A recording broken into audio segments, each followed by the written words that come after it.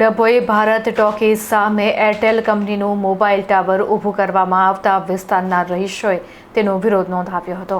ડભોઈ ખાતે ભારત ટોકીઝ સામે આવેલ ગણેશ મંદિરની પાછળ અને 3 શાળાઓની આજુબાજુ રહેણાંક વિસ્તારમાં એરટેલ કંપની દ્વારા ઇન્ડસ ટાવર કંપનીના નેજા હેઠળ મોબાઈલ ટાવર ઊભું કરવામાં આવી રહ્યું છે।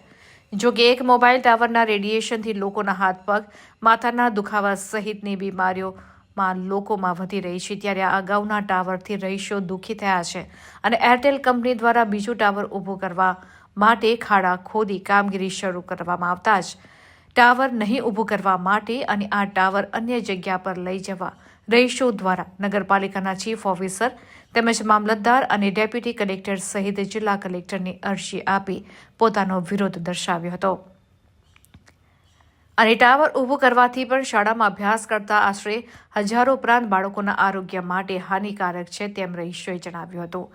અને જો અહીંયા ટાવર ઊભું કરવામાં આવશે તો ગાંધી ચિંધ્યા માર્ગે વિરોધ કરી આંદોલન કરવાનું રહીશો દ્વારા ચીમકી ઉચ્ચારવામાં આવી છે। હા, અમારે વેરનાર વિસ્તાર છે, બાજુમાં 3 સ્કૂલો બી આવેલી છે, એનો અમે વિરોધ કરીએ છીએ। અહીં ઘડી મોબાઈલનું ટાવર ઊભું થાય છે, એની માટે અમે બધા આંદોલન કરવાની તૈયારી કરી રહ્યા છે।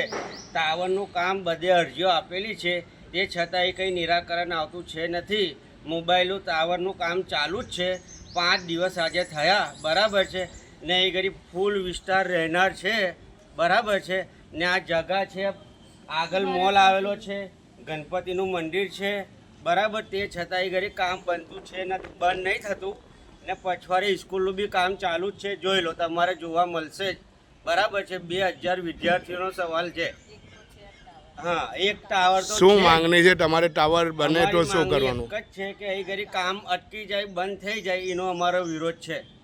કયો વિસ્તાર છે? અમારે ચોકસી ઓર પાછળ, ગણપતિ મંદિરની પાછળ, ભારત ટોકીઝ શિવ પૂજાની સામે।